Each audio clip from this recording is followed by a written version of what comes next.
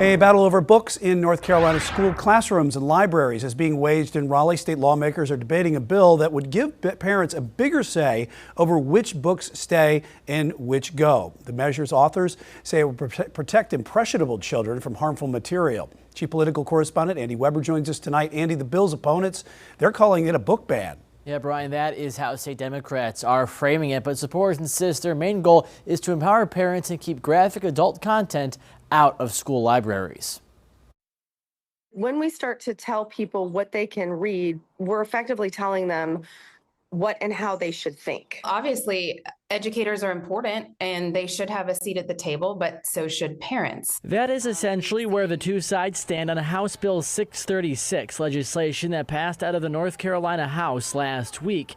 If it were to become law, school superintendents would be required to establish a community library advisory committee made up of 5 parents and 5 school employees.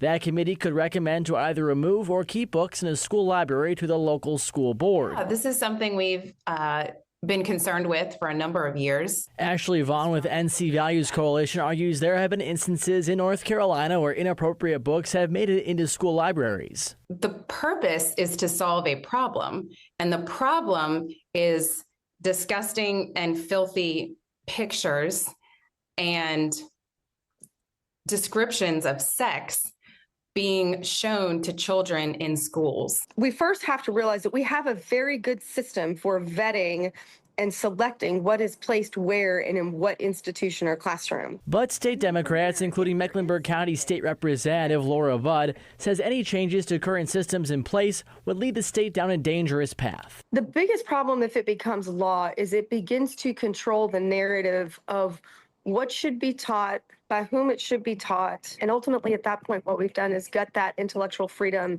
academic freedom.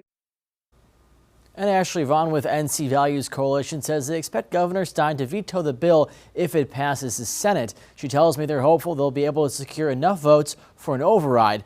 The override, though, would require at least one Democrat in the House to vote with Republicans. Brian?